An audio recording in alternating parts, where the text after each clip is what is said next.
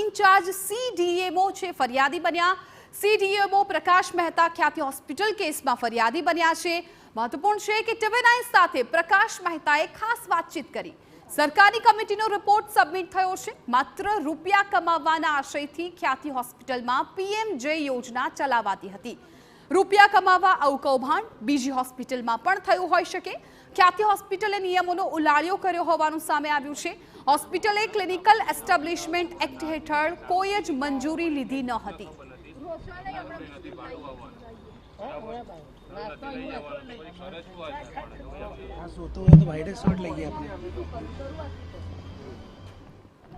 ખ્યાતિ હોસ્પિટલમાં દર્દીઓના મોતનો કેસ, તમામ કમિટીના સભ્યોનું ચોંકાવનારું નિવેદન। કેમ્પમાં ભાગ લેનાર 19 દર્દીઓની માહિતીની સંપૂર્ણ તપાસ કરાઈ। મૃતકોના રિપોર્ટના કાગળિયા અને વિડીયો સીડીમાં વિસંગતતા છે। એન્જિયોગ્રાફી રિપોર્ટના કાગળમાં બ્લોકેજ વધુ દર્શાવાયું છે। વિડીયો સીડીમાં બ્લોકેજ ઓછું હતું તેવું ડોક્ટર પ્રકાશ મહેતાનું કહેવું છે। 30 થી 40% બ્લોકેજ ધરાવતા દર્દીઓના પણ ઓપરેશન કર્યા છે। જરૂરિયાત નહીં હોવા છતાં દર્દીના ઓપરેશન કરાયા। મૃત્યુ પામનાર બંને દર્દીઓને સર્જરીની જરૂર ન હતી। તપાસ કમિટીએ જે ઘટના બની તે સંદર્ભે જ તપાસ કરી છે। હવે સરકાર જો આદેશ કરશે તો વધુ તપાસ કરવામાં આવશે। ક્લિનિકલ એસ્ટાબ્લિશમેન્ટ એક્ટ હેઠળ નહોતી મંજૂરી, જરૂરી મંજૂરી વગર ચાલતી હતી હોસ્પિટલ તેવું પણ ડોક્ટર પ્રકાશ મહેતાનું કહેવું છે। ખ્યાતિ હોસ્પિટલમાં સમગ્ર પ્રકરણ મામલે તપાસમાં ચોંકાવનારા ખુલાસા સામે આવી રહ્યા છે। સૌપ્રથમ તો જે કમિટીના સભ્ય છે તે આપણી સાથે છે, તેઓ સરકાર તરફથી ફરિયાદી પણ છે, ડોક્ટર પ્રકાશભાઈ મહેતા। પ્રકાશભાઈ, સમગ્ર તપાસ કેટલા કેસ સ્ટડી લેવામાં આવ્યા, કેટલા દર્દીઓની તપાસ થઈ અને કઈ રીતે તપાસ થઈ? 19 દર્દીઓની તપાસ કરવામાં આવે। એ 19 દર્દીઓની તપાસ છે એ એટલા માટે કરવામાં આવી કે આ જે ઘટના બની, જે 2 દર્દીના મૃત્યુ થયા હતા, એ સમગ્ર ઘટના એક કડી તાલુકાના ગ્રામ્ય વિસ્તારમાં કેમ્પ કરી અને આ લોકોએ જે દર્દીને બોલાવીને દાખલ કર્યા હતા એના સંદર્ભમાં હતી। એટલે 19 દર્દીઓની સંપૂર્ણ તપાસ કરવામાં આવી। એ 19 દર્દીઓની એન્જિયોગ્રાફી કરવામાં આવી હતી। એમાંથી 7 દર્દીઓની એન્જિયોપ્લાસ્ટી કરવામાં આવી હતી અને તે પૈકી 2 દર્દીના મૃત્યુ થયા હતા। જે દર્દીઓ છે કે જેની ખોટી એન્જિયોગ્રાફી હોય કે એન્જિયોપ્લાસ્ટી હોય તેવા કેટલા હતા? તમામ દર્દીઓની એન્જિયોગ્રાફી અને એન્જિયોપ્લાસ્ટી ખોટી હતી। કેટલા ટકા બ્લોકેજ હતું અને કેટલા ટકા બ્લોકેજ હોય તો આ પ્રકારની પ્રક્રિયા કરવાની રહે? 2 જે દર્દીઓના મૃત્યુ થયા તેની વિગતવાર મને વધારે ખ્યાલ છે, એ તમને જણાવું તો એક દર્દીના હૃદયની ડાબી સાઈડની ધમનીમાં 90% બ્લોકેજ દર્શાવેલ હતું, પરંતુ એમની સીડી જોતાં ખરેખર 40% બ્લોકેજ હતું, એટલે એમને એન્જિયોપ્લાસ્ટી કરવાની હોતી નથી। અને બીજી સાઈડમાં પણ જે બ્લોકેજ દર્શાવેલું હતું એ ખરેખર એટલું હતું નહીં। એવી રીતે જે બીજા દર્દીનું મૃત્યુ થયું એને પણ જેટલા પ્રમાણમાં બ્લોકેજ હતું એના કરતાં વધારે પ્રમાણમાં બ્લોકેજ દર્શાવ્યું હતું અને જ્યાં બ્લોકેજ નહોતું ત્યાં પણ બ્લોકેજ દર્શાવ્યું હતું। પરવાનગી વગર જ આ હોસ્પિટલ ચાલતી હોવાની વાત છે, આ બાબતે કયા પ્રકારની તપાસ થઈ?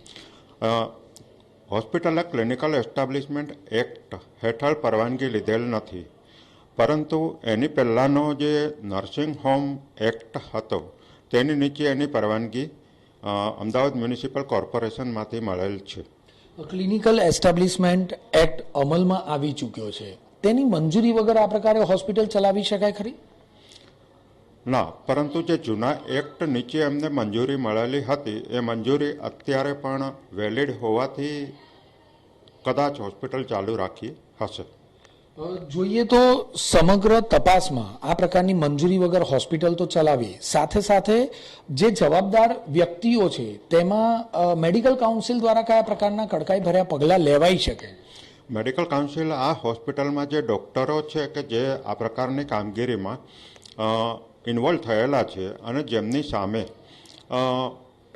સાબિત થઈ શકશે કે એમણે અયોગ્ય કરેલું છે, એમની સામે મેડિકલ કાઉન્સિલ પગલાં લઈ અને એમનું રજિસ્ટ્રેશન રદ કરી શકે છે।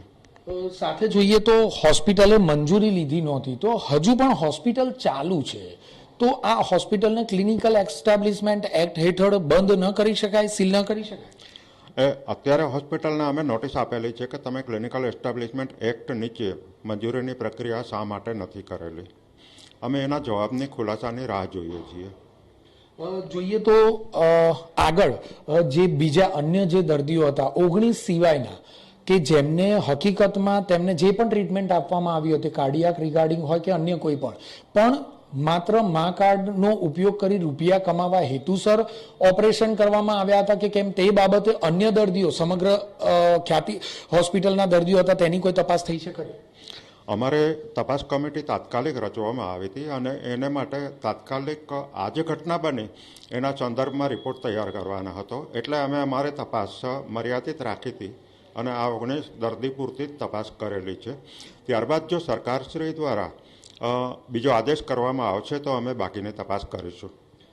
પ્રાથમિક તબક્કામાં કેટલા દર્દીઓએ અંદાજે પીએમજે કાર્ડ હેઠળ આ હોસ્પિટલમાં લાભ લીધો હોય તેવું લાગે છે અને માત્ર કાર્ડિયાક પેશન્ટ જ આવતા હતા કે અન્ય પેશન્ટ પણ આવતા હતા? એ મને ખ્યાલ નથી.